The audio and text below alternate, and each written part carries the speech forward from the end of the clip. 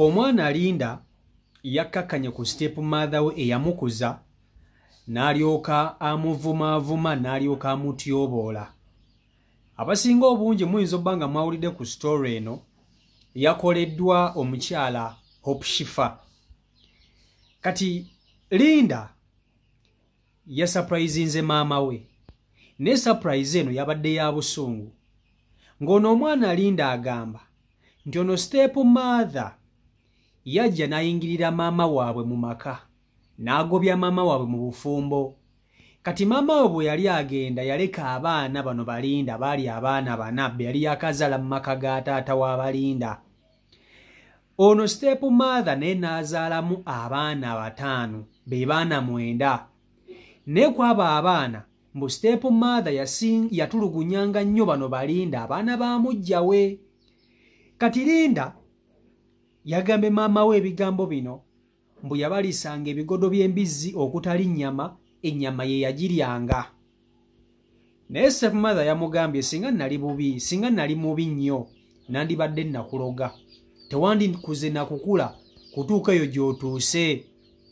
Singa nali mubi sandikusomesezza, kubanga byonna by'okola eyo gy'oli ebweru gye wagenda byonna oli ku ssente zange magezi gange kuba nakusomesa, nze gw'oyita omubi.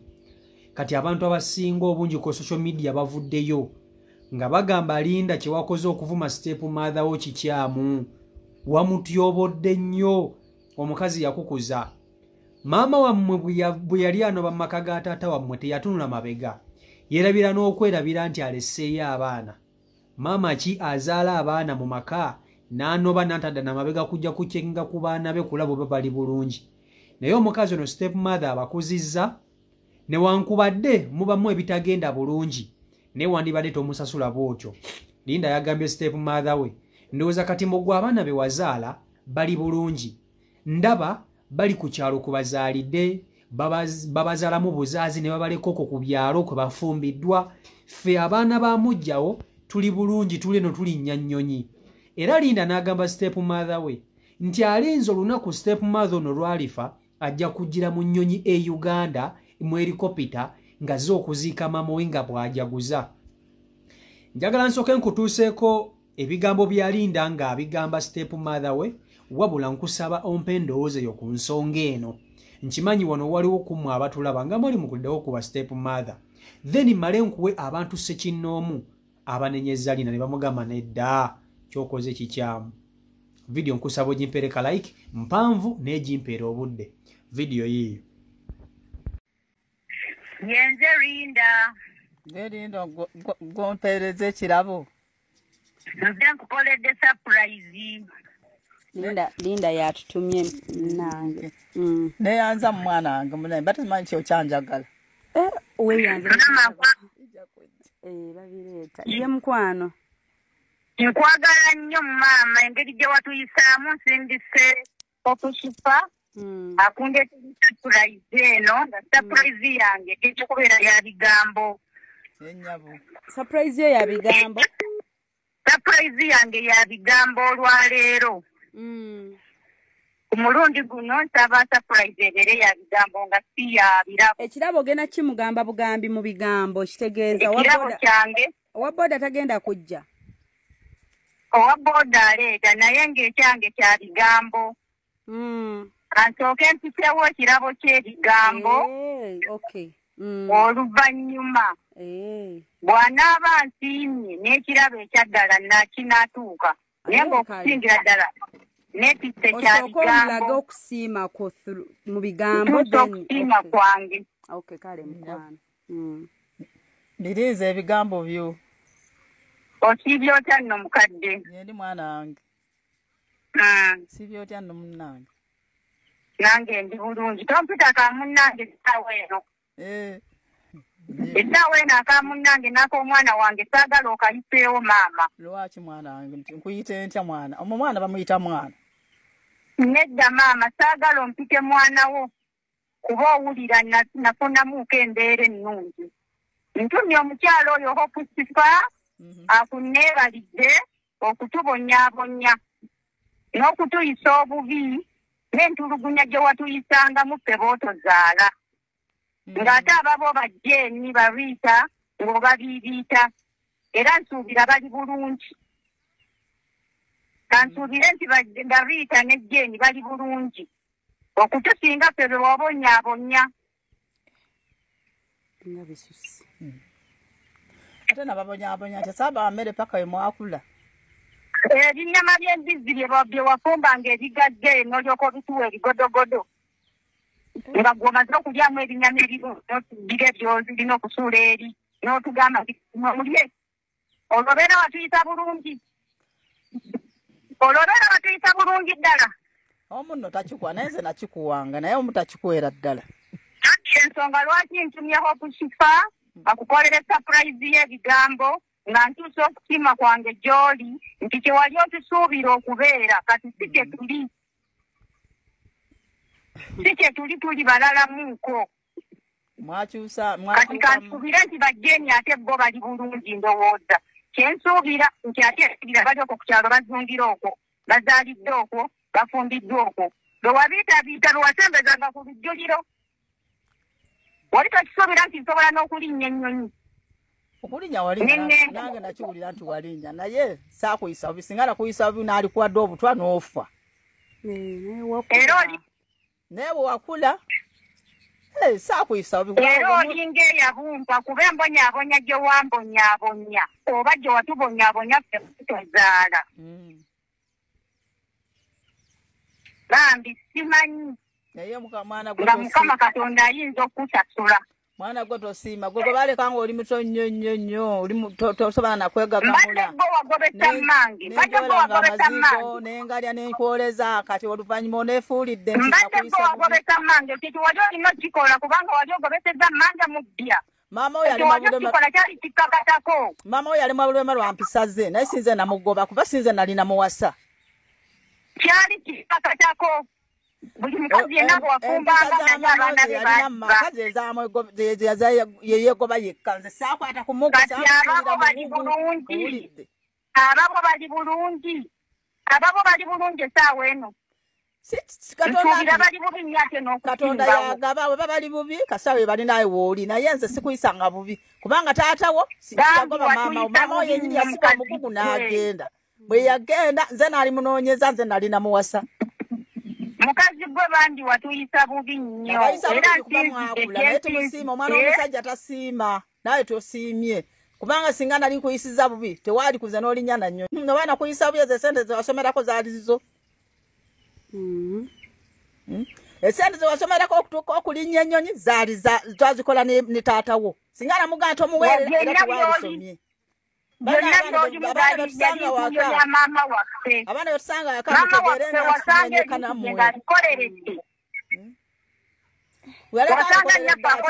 yakuleka nga olina emyaka 3 awo mu myaka gy'olimu kati awo yali agikoze ddi olowooza singa tewamuyingirira yanditusuddewo ate kati namuyingira neza namugoba byagoba yekka naye taata oti yamugoba naye olwokuba ntayagala muddayo n'anoba n'agenda kati nze naali mukolete nze naali munoonye nze lali bbaawe ku nnyama gye watulyangako n'ebikolwa bye wakolanga owa bodaboda wuuyo ajjaawo ali kuwetaawo kutembeserezaayo kiro z'ennyama ey'embizzi 4 okuliko ebigodo nga bye wasobolanga okutuwanga nga maze okulyamu ennyama ennungi naye wuuyo owa bodaboda akyamaawo kiro z'ennyama 4 ez'embizzi oddemu oli ebigodogodo ebyo bye walyanga luli omuntu buli lwotuuka weerabira yakutuusa naye waalisiimyeko owulidde naye taata waali mwebazizza naye olwokuba kati wafuna wano otulabanga bisandiko naye nga ate osinziddewa okusiima kwange kwekwo okukuweereza kifa nsiimye nnyo era ddala byonna bye watukola owa boda njamugamba agikuleetera agikubbize bannange ng'obusungu bungi kiki ekyabaawo ono yekka naye omwana gw'otazaala ne bw'olikola otya talikusiima ne bw'olikeera ku makya n'oleeta ebiteeteeyi 2 ng'ekimu kya zaabu ekirala kya feeza n'obiteeka awo n'omugamba nti londako bw'alondako n'asooka owuwo okuggyako ky'ayagala era gyagamba nti gwe wamulondeddeko.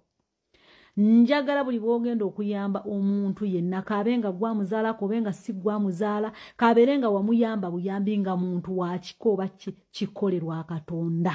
Abantu tebasobola kusiima batono nnyo. Agamba nti kanneekube mu mutima lazima omuntu ono yampa ekyokulya abalala bwe batakimpeera. Ensi yonna ngendeseewo ono ye yannyamba singa abantu babeeramu n'ekyo singa ffenna tuli batebenkevu mu mitima. N'ogamba omuntu ono yanjagala n'anfaako nga talina kigendererwa wadde ekimu kanneekube mu mutima tebakirina. So buli kyokola nabagamba nti kikolerwa alila. Kola buli kyokola ng'okikola lwa Katonda kikole mu lila. Wesigame ku Katonda naye abantu baswaza abantu balimba kyovola nga zina bagamba nti nze seewuunya okera ku makyo omuntu nanjogerera mboyo kaduuka biki seewuunya right nandiyagadde ne paati eryo gyogere okitegeera nti yankolera bwati bwe yali yampaako zino yanaakola bwati byonna nga temubyogerako. So abantu bano ab'ensi dunia ni lazima kabisa kola Katonda amanyi who you are. Ajja kutaasa emitawaana mingi ajja kuyisa mu mitego gana amalogo ge batega ge balaba tega kwata bajja kutuuka bamanye nti be bakyamu.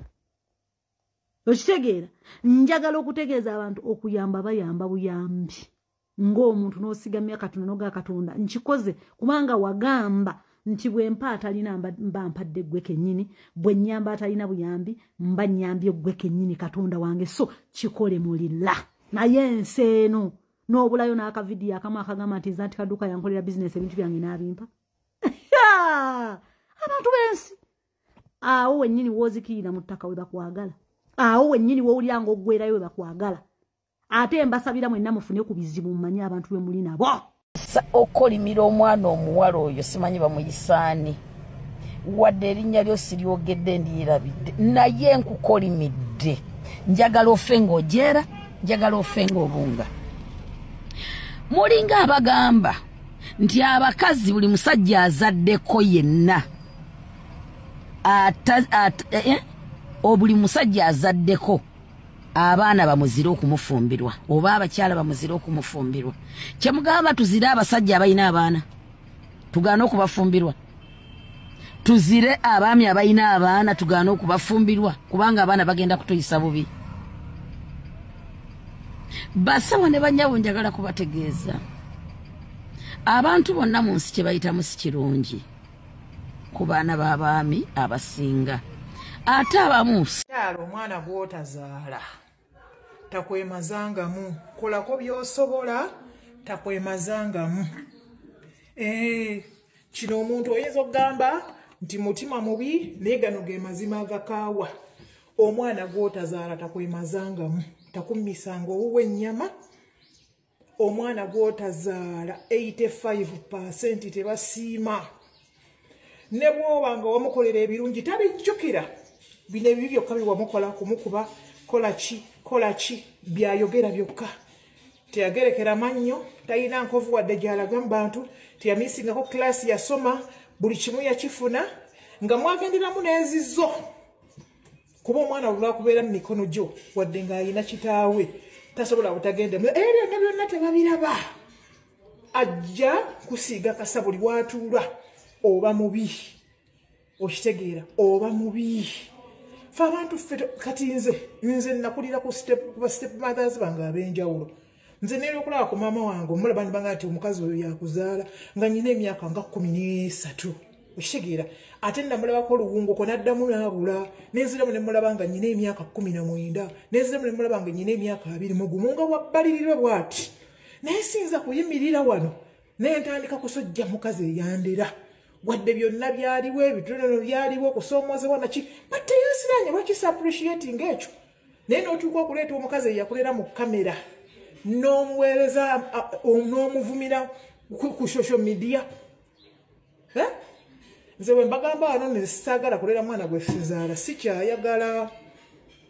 sikyayagala mugamba nti bakazi mpisa mbi ndowooza mubirabye tebasiima mbuye tuwanga ebigodo somero abo abaana tebasiima ayinza okukutemako ekigambo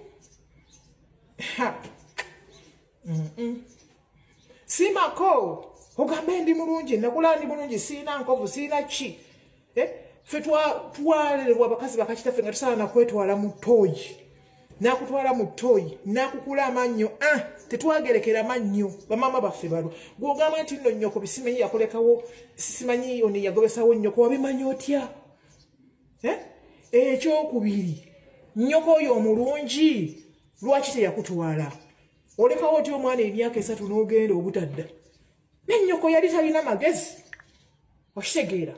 Kaakati mwana muwala alowooza nti yatuuka gy'alaga nti gy'ali tebasobola muwanulayo nti byalina tebisobola muggwako bannaaye avumizza ffe abataakuzibwa batuzaala bannaaye nga batuwadde levo vidiyo ku vidiyo komenti ku komenti naye nyongera obbategeeza nti bannaaye abeera mwana nze kuva myaka 3 paka wano wendi abankuza si be banzaala naye mwali mumpuliddeko ku media kuno nga nkomplaininga byonna bye nayitamu gemaanyi gange leero n'ekyo ekitono kye nafuna kyekyali ekyange.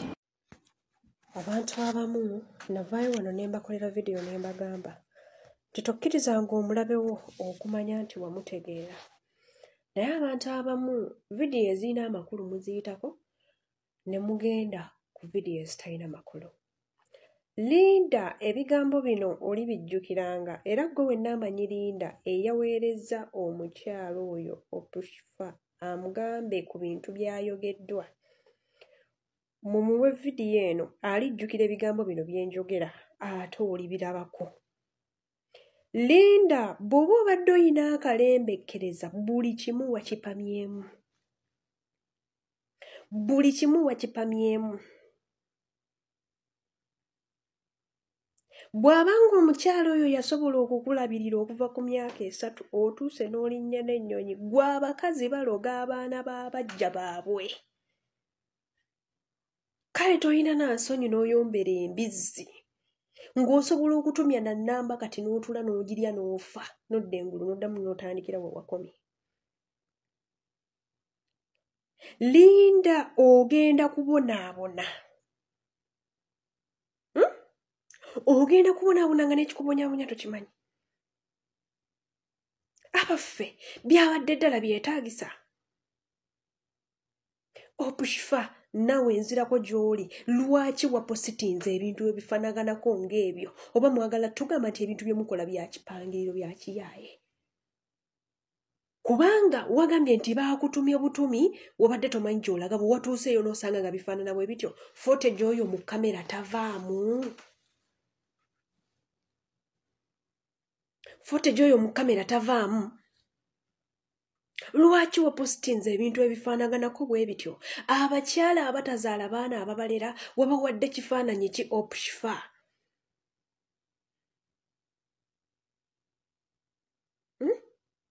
Nze kyova olaba nnyina eŋŋombe egamba nti soola ŋŋanga ze sigenda kulyako magi. Abamu ne muliyita ettima. Si ttima. Omwana wa mujjawo ne bw'oli mwagala n'omukomba n'ebigere nga tonaaza binaaze. Olimaliriza ggwe mubi. Omanyi okulera omwana w'emyaka 3 n'atuuka n'avaamu n'afuuka muntu mukulu n'ofuna n'omukisa ogulinnya ennyonyi ne bw'aba yali yakuloga mu kimugunyu n'oweetaasa eddogo n'olifumula. Wabadde tekyetaagisa ekyo. Opushifa kyadde tekyetaagisa kutupositingira mboozi efaananako bw'etyo. Naawe kennyini waswaliddemu. Nze saataakinga muntu but I come out and I said the truth. Opushifa eyo emboozi yabadde evaamu mu kamera. Oba n'ogitereka gy'ogitereka eyo nga gw'ogirabako n'onyeenya omutwe. Naye se wali simanyi na muzimu gwakwalampye n'opositinga ebintu eby'ekisiru ng'ebyo kyokka omwana akyavuma nnyina otadde ku kyataddeko essimu for what? For what? Omukazi eyakuyolera n'amazzi myaka 3 omwana aba tannayiga kusitama bulungi ku ttooyi. Oba okyapa mabbi n'asigala mu mpale. Yakulyako ebigodo by'embizzi azilonga aziwakula. Azilonga aziwakula. Baana mmwe. Mwesiikuulire fitina n'akalembekereza k'obadde oyinako akagula ttule y'amagi n'ogirya. n'okamalawo n'oddayo eri ku kisooto ku kisenge. Linda ogenda kubonaabona. Linda ojja kutuuka odde ku social media kuno otwetondere. Naye nga tebikyasoboka. Ogenda kubonaabona. Kati omukazi we bayaba tatakwagala 99% agenda kukukyawa 1000%. Ogenda kumbuulira gwe. Oli tunoonya otunnyonnyole. Ngenze. Maama step mother waffe omulungi, mukyala munnange, maama munnange, senga wange, jjajjange, maama omulungi. Kasooka okugumya ku bigambo ebyakuzeeko, muwala wo Linda gwe wasobola okukuza. Ebigambo byonna byasobodde okugamba mu message. Naye Katonda waali. Bannange nina kyembuuza, munansonyiwa bannange era nga mbeerero kantuule kwano mu nnimiro yange. Nina kyembuuza kyesitegeera bulungi. Simanyi lwaki embizzi eno etawaanya nnyo abantu. Atema embizzi bw'ateegendereza agifaanana.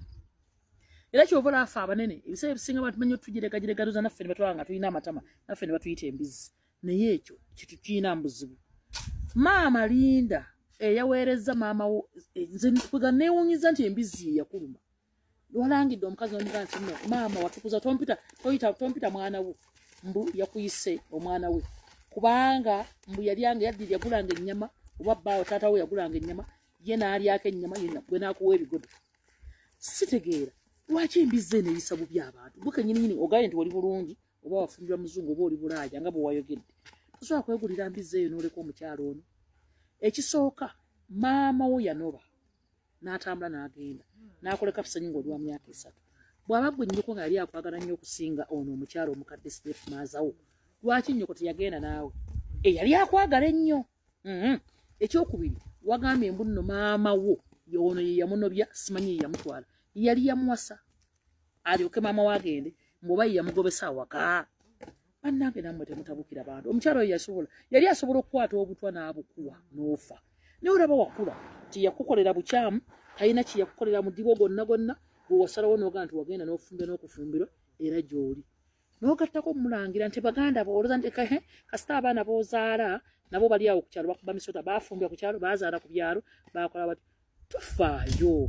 Eky'omukisa omulungi gwe ate gwali obulungi. Nze ndowooza ate gwe wandibaddemu akategeera n'otakubira mukazi oyo si mugamba mbu yabawanga bigodo.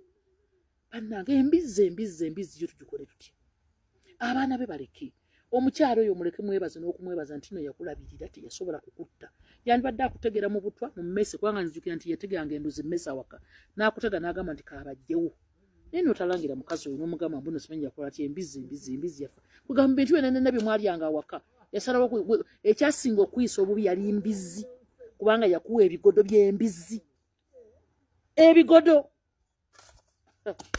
Angende n'okutenda.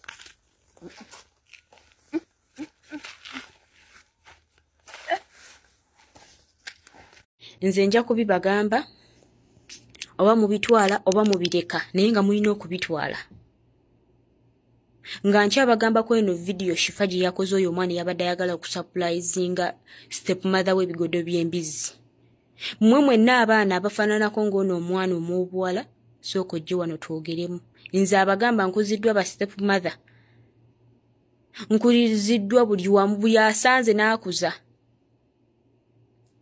Munnange kafiirwako taata waako ne maama waako. Kaakati kabeereko ko wano kakuyambeyambeko ko kukyabirako ku nku. Buli mukadde atalina muzzukulu ne bakutwala. Nze nali nfuuzi. Nze natandika okukula n'entegeera nti kati nina abazadde. Naye nali nkimanyi ti taata wange gyali naye baŋŋambako ko nti yafa. Nzijukira nyineewo omukadde gye twali nzijengwe ku kisala mutwe nga tuva ku ssomero. Twali tusomera wala. Era ye mukwano gwange ye alabika baamulya. Kuba saddamu kumulaba.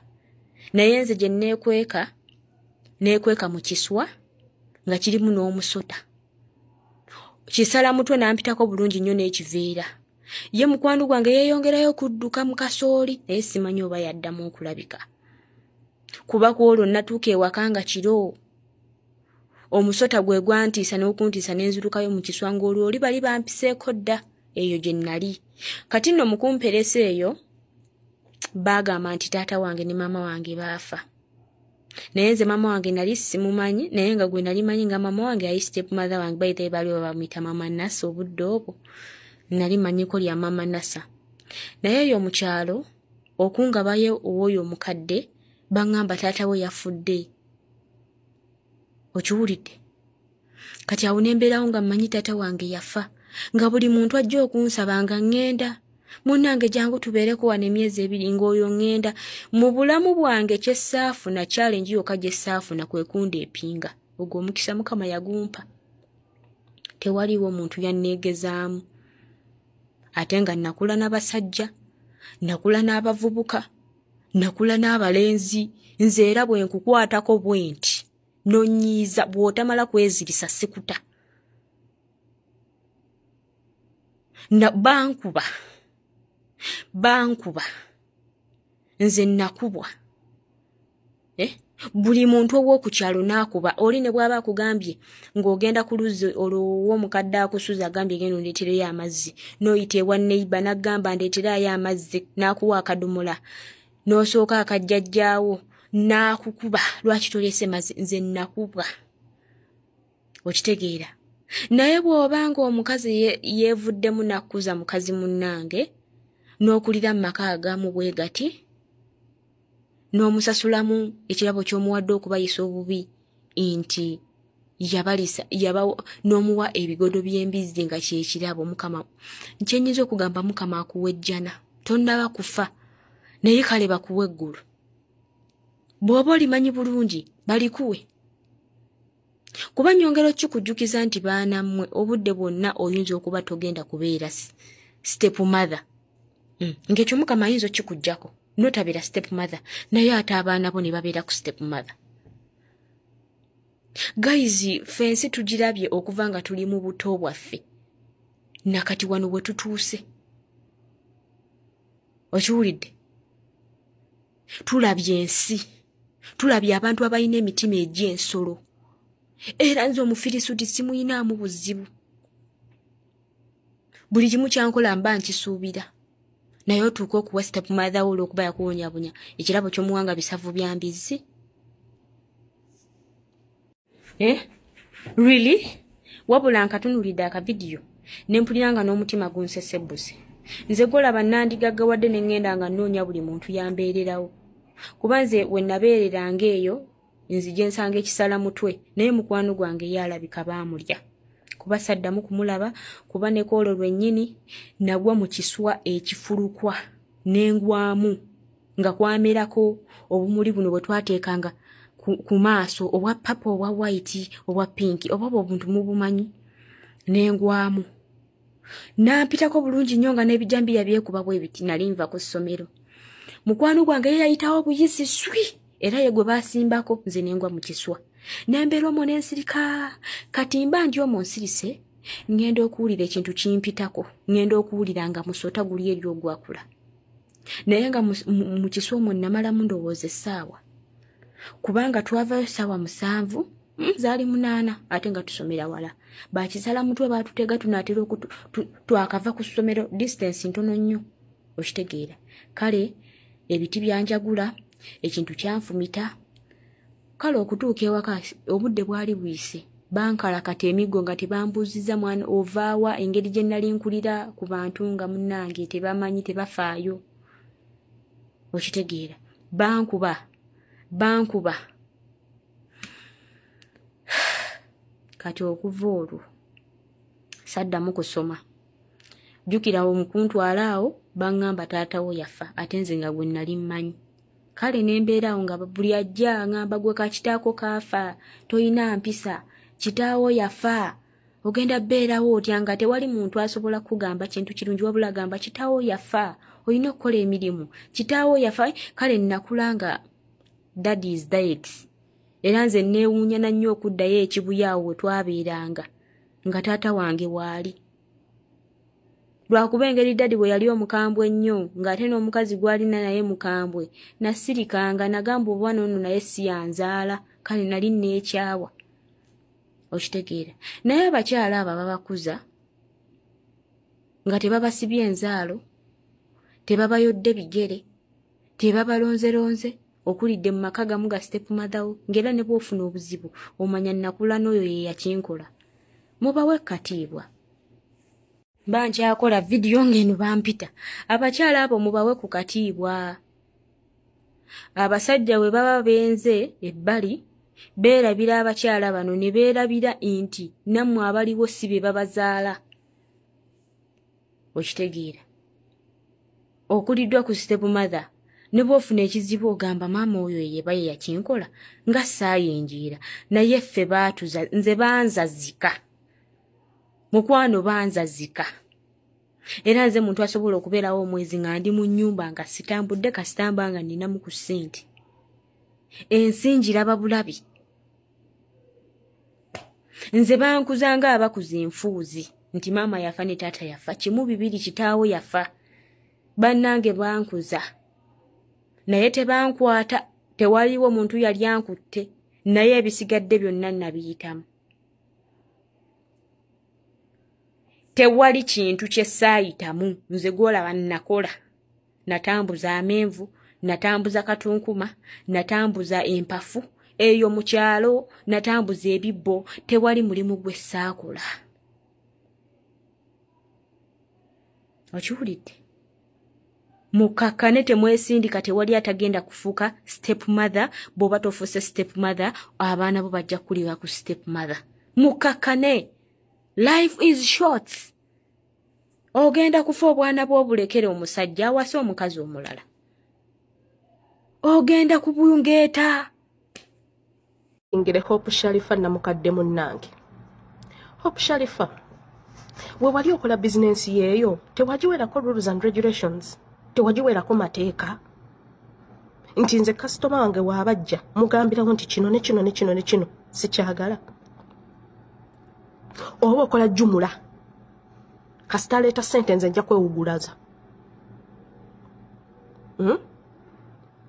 Sharifa Hope mulumya abantu bangi emitima omukadde oyo yalumiddwa omutima naye yakulaze nti it is okay ngwe ekikazi ekikulu oli mu lujja lw'omuntu ogomberedde obugulu oleese information otuuse ku ssaawa esembayo tandise kwewulaza mannange era saabitegedde oli musiru nga tewabitegeddeko otya olinga guliga kyogamba olinga kiriga we bakigamba ddeeno nga nakyo kiddeeno gwe atalinaako weekumako n'ogamba nti no nze bino mu puroguramu yange sibikola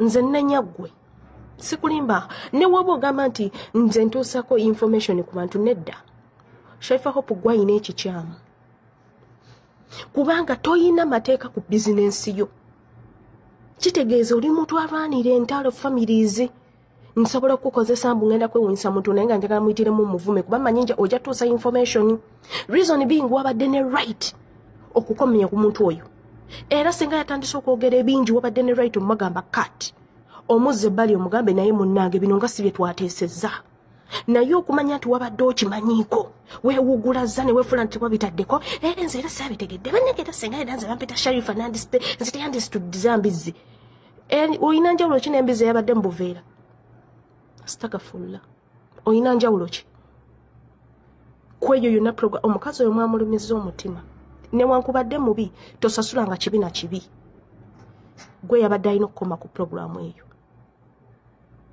gwe bakozesa kulwana ntalo kyekibuuzo wabula nkulaba nga mu lujja lwewaffe paka eri beetokota